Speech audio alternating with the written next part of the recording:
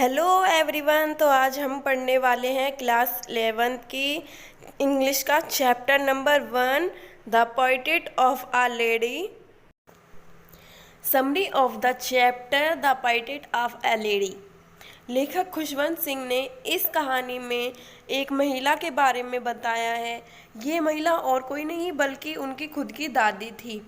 लेखक जब एक छोटे बालक थे तब उनके माता पिता उन्हें उनकी दादी के पास छोड़कर शहर चले गए। लेखक ने दादी के बारे में बताते हुए कहा, दादी एक बहुत ही बूढ़ी महिला थी। उनके मुंह पर बहुत सारी झुर्रियाँ थीं। वह थोड़ी मोटी और छोटी सी थी।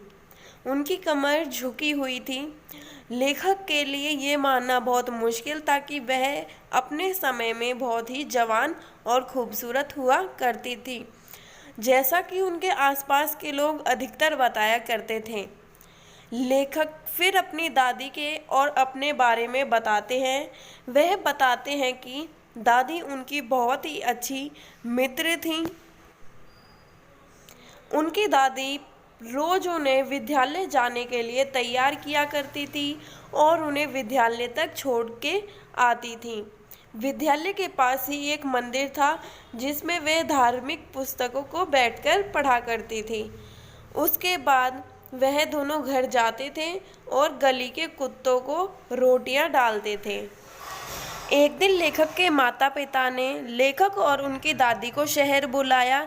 लेखक ने इस घटना को मोड़ बिंदु का नाम दिया। लेखक ने बताया कि अभी भी उनका और दादी का कमरा एक ही था, लेकिन वह दोनों बातें सिर्फ काम के लिए ही करा करते थे। एक दिन उनकी दादी माँ ने उनके शहर के विश्वविद्यालय के बारे में पूछा कि उन्हें वहाँ पर क्या क्या चीज़ें सिखाई जाती हैं। तो लेखक ने बताया उन्हें वहाँ पर आधुनिक इतिहास, संगीत और कुछ साइंस की चीज़ों के बारे में पढ़ाया जाता है। दादी यह सब सुन के बहुत दुखी हुई, क्योंकि उन्हें वहाँ पे भगवान के बारे में नहीं बताया जाता था, ना ही उन्हें वहाँ पे धार्मिक ग्रंथों का पाठ पढ़ाया जाता था। इसी बात को सुनकर दादी बहुत ही ज़्यादा दुखी हुई और दादी अपना पूरा समय सूत काटने में और भगवान का पाठ पढ़ने में लगाया करती थी।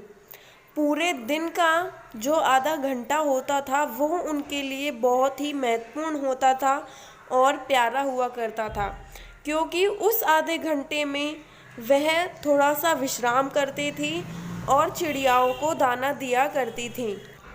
लेखक को जब अपनी पढ़ाई पूरी करने के लिए बाहर जाना पड़ा तो लेखक ने सोचा इस बात को सुनकर दादी जी बहुत ही दुखी हो जाएंगी, शायद वो उन्हें स्टेशन पर भी छोड़ने ना जाएं।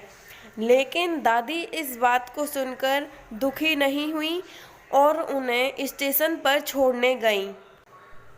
उन्होंने लेखक के माथे पर एक चुम्बन दिया और उनको विदा किया। लेखक ने सोचा शायद यह स्पर्श उनका अंतिम स्पर्श हो सकता है। शायद जब मैं वापस आऊं तो मेरी दादी मुझे ना मिले और मुझे दिखाई भी ना दें। लेकिन जब लेखक अपनी पढ़ाई पूरी करने के बाद वापस अपने घर आते हैं तो सभी उन्हें बैंड बाजे के साथ स्टेशन पर लेने पहुंचते हैं और वहां पर उनकी दादी भी जाती है और वह खुशी खुशी घर आ जाते हैं। अगले दिन दादी माँ ने ना ही तो पूजा पाठ किया, वह एकदम शांत बैठी थीं और उन्होंने ना ही तो उस दिन सूत काटा। उस दिन पक्षियाँ भी बहुत लेट आए थे। धीरे धीरे दादी का जो शरीर था वह ठंडा पड़ने लगा था और दादी ने बोला कि अब मेरा अंतिम समय आ गया है, मुझे जाने की इजाज़त दो। ये कहते हुए 2-3 मिनट बाद दादी जी ने हमें इस दुनिया को विदा कर दिया।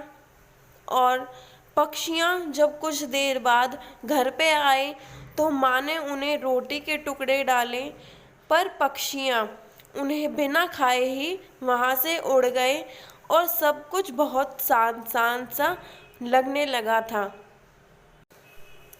तो एवरीवन, आज का चैप्टर सिर्फ यहीं तक था।